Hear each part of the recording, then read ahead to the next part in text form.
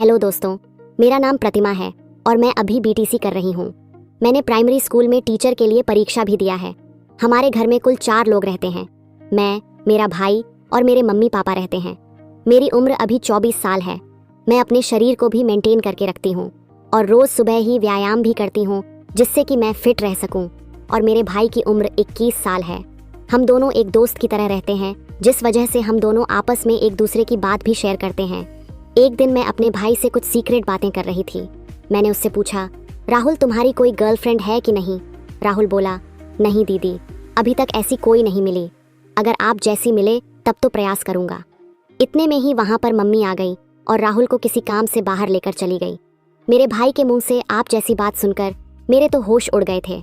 मैं बस उसके ही बारे में सोच रही थी। यही सब सोचते सोचते कब मेरी आंख लग गई मुझे पता भी नहीं चला। फिर जब मैं उठी तो मैंने देखा घर में कोई भी नहीं था। शायद मम्मी और राहुल अभी तक नहीं आए थे। फिर मैं बाथरूम में जाकर नहाने लगी। तभी माँ और राहुल भाई मार्केट से आ गए तो मैं उसके पास जाकर बातें करने लगी। फिर वो अपने स्कूल चला गया और मैं भी अपने कॉलेज चली गई। मैं अपने कॉलेज में जाकर अपने भाई के बारे में ही सोच रही थी, क्योंकि आज तक किसी ने मेरे पर डोरे नहीं डाला था। फिर तभी मेरी एक सहेली मेरे पास आई और बोली, अरे प्रतिमा, तुम क्या सोच रही हो? इस पर मैं बोली, नहीं नेहा, मैं तो कुछ भी नहीं सोच रही हूँ। फिर मैंने उससे पूछा कि नेहा यार, कोई उपाय बताओ कि कैसे पैसा कमाया जाए, क्योंकि अब तो हमारा कॉलेज भी खत्म होने वाला है। नेहा मुझे गुस्से से देखी और बोली, अरे चल यार, हमारे लिए पैसे कमाना आम बात है। फिर हम दोनों अपने अपने घर की तरफ जाने लगे, क्योंकि हमारा क्लास नहीं चल रहा था। मेरी सहेली अपने घर की तरफ जाने लगी, इधर मैं भी जा रही थी। तभी मैंने रास्ते में अपने भाई राहुल को देखा। मुझे तो उसको देखकर मेरा होश उड़ गया। राहुल अपने साथ 3 लड़कियों को लेकर घूम रहा था। मुझे उस पर काफ़ी ज़्यादा गुस्सा आ रहा था, क्योंकि पापा इतना मेहनत करके पैसा लाते हैं और हमें पढ़ने के लिए देते हैं, लेकिन ये सारा पैसा बर्बाद कर रहा है। फिर मैं उसी गुस्से में घर चली आई और राहुल के आने का इंतज़ार करने लगी। मैं मम्मी पापा को भी ये सब बातें बताना चाहती थी, लेकिन मैंने नहीं बताया कि शायद उन्हें ठेस पहुँचेगी। फिर शाम के समय जब राहुल घर आया तो मैं उसके कमरे में गई और देखा तो वो टीवी देख रहा था। मैंने उससे पूछा, राहुल, तुम मार्केट में लड़कियों के साथ क्यों घूम रहे थे? उनके साथ मत रहो, वरना तुम्हें बर्बाद कर देंगी। उसने कहा, नहीं दीदी, मैं तो घूमूंगा। उनके साथ घूमने में काफ़ी मज़ा आता है और मेरे लिए यही समय है। अब नहीं घूमूंगा तो कब घूमूंगा? वो मुझसे गुस्से में भी बोल रहा था। मैंने उसे बहुत बार समझाया कि तुम ऐसा मत करो, लेकिन वह नहीं मान रहा था। मेरे बहुत कोशिशों के बाद वह बोला, ठीक है, उनके साथ नहीं घूमूंगा, लेकिन मेरी भी एक शर्त है। अगर तुम पूरा करोगी तो मैं उनके साथ रहना भी छोड़ दूंगा। मैं बोली, हाँ बताओ, क्या शर्त है तुम्हारी?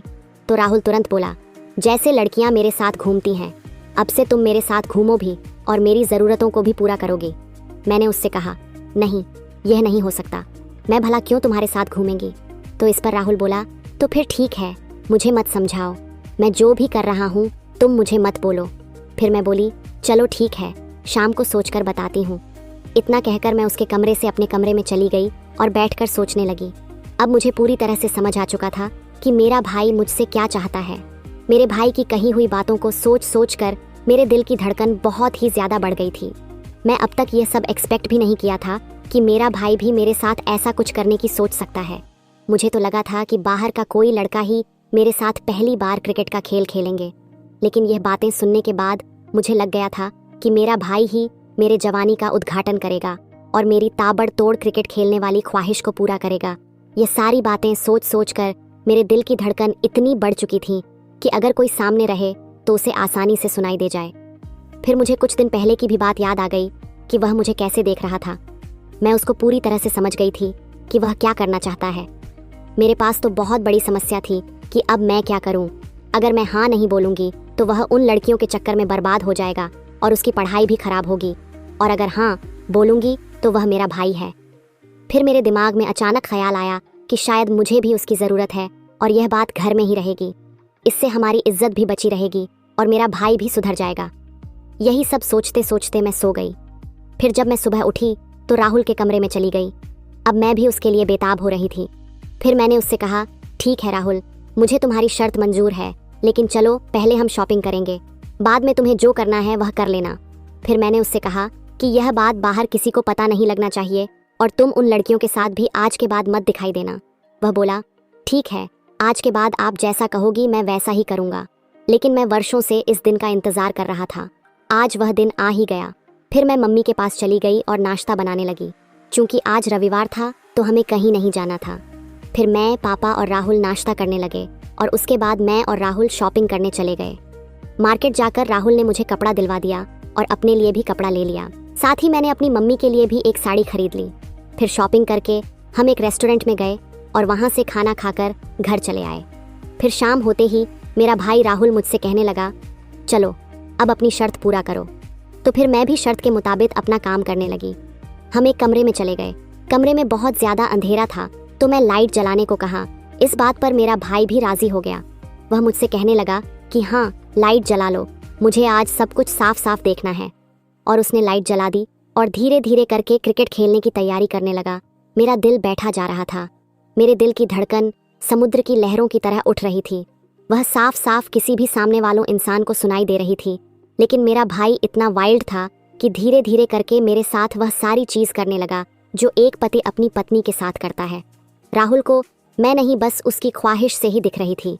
वह किसी भी हालत में अपनी ख्वाहिशों को पूरा करना चाहता था, जो कि उसने किया। और वह बहुत देर तक मेरे साथ क्रिकेट का मस्त वाला खेल खेलता रहा। उस दिन पहली बार मेरे भाई ने मेरे साथ क्रिकेट की 3 परियों का ज़बरदस्त ताबड़तोड़ खेल खेला था। उसके बाद जो होना था वह हो गया। मेरा भाई भी काफ़ी खुश था और साथ साथ मुझे भी काफ़ी खुशी मिली। अब मेरा भाई बहुत ज़्यादा सुधर गया है। वह किसी के साथ घूमता भी नहीं है, सिर्फ पढ़ाई करता है और शाम को मेरे साथ क्रिकेट की पारी खेलता है। इस तरह से हम लोग खुशी खुशी रहने लगे। मुझे भी मजबूरी में ये सब करना पड़ा था, लेकिन इसमें मेरा कोई भी घाटा नहीं था क्योंकि मुझे भी मज़ा तो मिल ही रहा था। लगभग 4 महीने बाद मेरा स्कूल टीचर का ज्वाइनिंग लेटर आ गया और मैं वहाँ चली गई। अब हमारा परिवार भी अच्छे से चलने लगा था। तो दोस्तों, ये कहानी कैसी लगी कमेंट करके ज़रूर बताएं। वीडियो अच्छी लगी तो लाइक करके चैनल को सब्सक्राइब करें। मिलते हैं अगली वीडियो में। तब तक के लिए love you and take care.